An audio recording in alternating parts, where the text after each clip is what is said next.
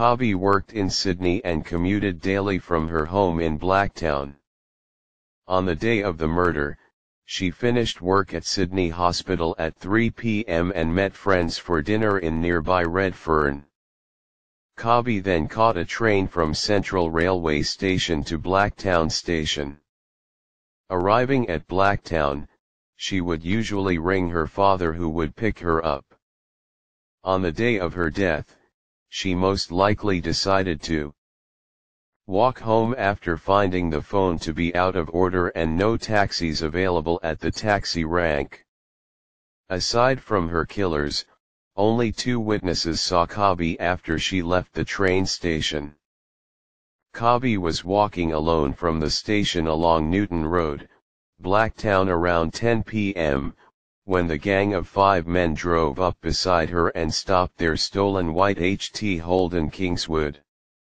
2 men leapt from the car and dragged her into the vehicle, as she kicked and screamed.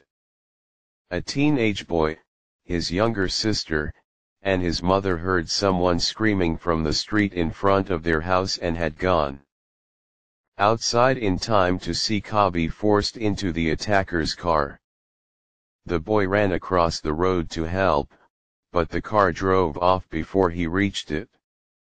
Returning home, he telephoned the police to report what he had seen. A few minutes later, their neighbor and his girlfriend arrived home and, after being told of the abduction, drove off to search for the car. They eventually drove down Reen Road, Prospect, and stopped by the now empty Holden, where the man used a spotlight to search the adjacent paddock. Seeing nothing in the paddock and believing the car he was looking for was a different model Holden, he returned home. The attackers later stated that they had hidden in the long grass to avoid the spotlight and waited for the man to leave. Once inside the car on Newton Road, Kabi had been ordered to strip off her clothes but refused, begging her attackers to let her go and saying she was married and also menstruating. Her attackers punched Kabi repeatedly, breaking her nose and both cheekbones, before forcing her to perform fellatio on all 5 men. The attackers then drove to a service station to purchase fuel using money stolen from Kabi's purse. Kabi was then driven down Reen Road to the secluded paddock, while being held down in the car, raped repeatedly, and being continually beaten by her 5 attackers. They then dragged the brutally beaten Kabi into the paddock along a barbed wire fence, where they dumped her and continued to sexually and physically abuse her for some time. According to his taped confession, one of the attackers, John Traverse, then became concerned that Kabi could identify them because she had seen their faces and heard their names, and convinced the other attackers to kill her. Urged on by the others, Traverse slit her throat, almost severing her head. When Kabi did not return home, her family initially thought she was staying overnight with a friend, but after learning that she failed to appear at work the next day, they reported her missing on February 3. On the morning of February 4, her naked body was found in the paddock by a farmer investigating what his cows were milling around. Kabi's body was initially identified by her distinctive wedding ring, which was still on her finger when she was found. Her estranged husband John was initially suspected of her murder, but was quickly cleared. The Australian public reacted with anger upon hearing details of Kabi's murder. On February 6, the NSW state government posted a $50,000 reward for information leading to the capture of Kabi's killers.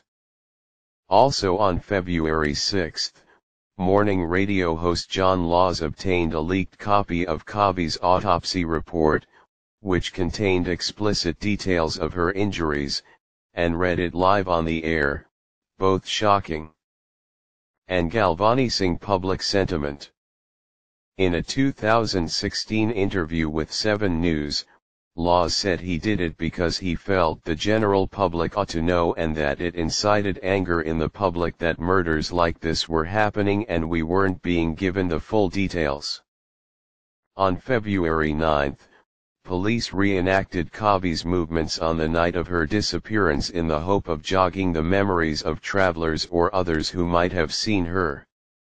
Constable Debbie Wallace wore similar clothing to Kavi and traveled the 9:12 p.m. train to Blacktown. Detectives interviewed the passengers and showed them photos of Kavi whilst Wallace walked the length of the train during the journey. Following a tip-off from a police informant regarding the stolen Holden, police started searching for Traverse, Michael Murdoch, and brothers Leigh, Michael, and Gary Murphy after they discovered that some of them had a history of violence, and that Traverse had a reputation for carrying a knife. On February 21, police arrested Traverse and Murdoch at the home of Traverse uncle and Leigh Murphy at Traverse own house. Murdoch and Murphy were charged with offenses relating to stolen cars and released on police bail. Traverse, who admitted that he had stolen a car, made conflicting statements about the murder and was detained in police custody.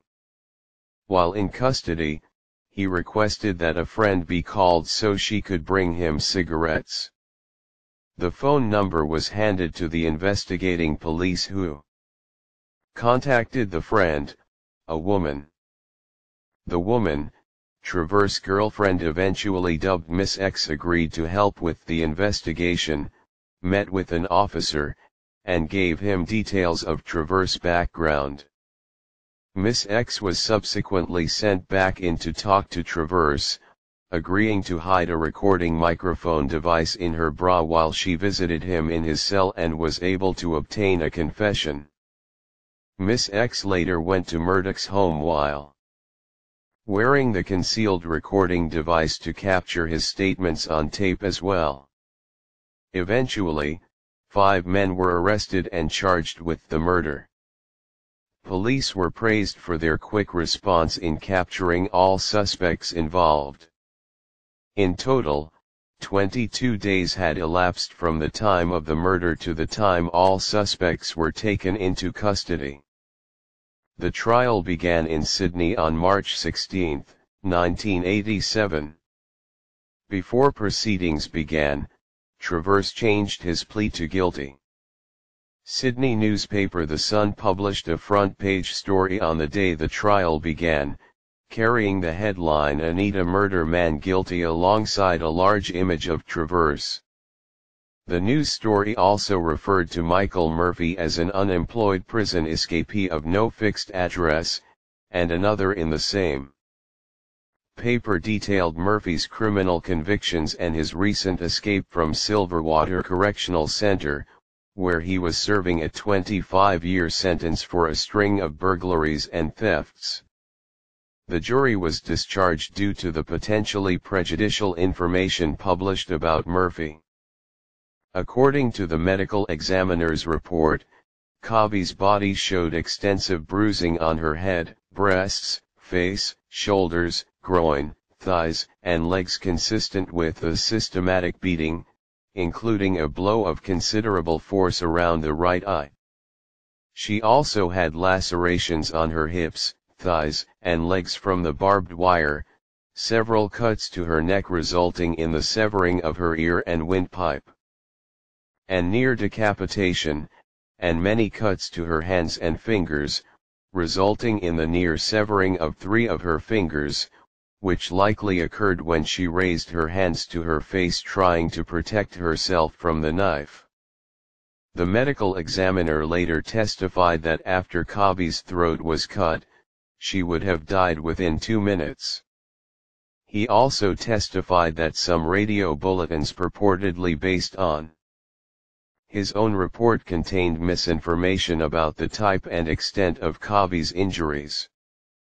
She was not mutilated apart from the slashing of her throat and hands, there had been no attack with a knife on her stomach or genitals, and her shoulders had not been dislocated.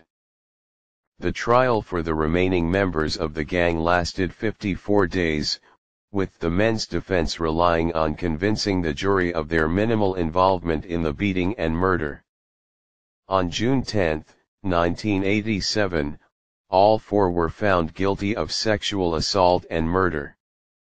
On June 16, they were each sentenced in the Supreme Court of New South Wales to life imprisonment plus additional time without the possibility of parole. Justice Alan Maxwell described the crime as one of the most horrifying physical and sexual assaults. This was a calculated killing done in cold blood. The executive should grant the same degree of mercy they bestowed on their victim.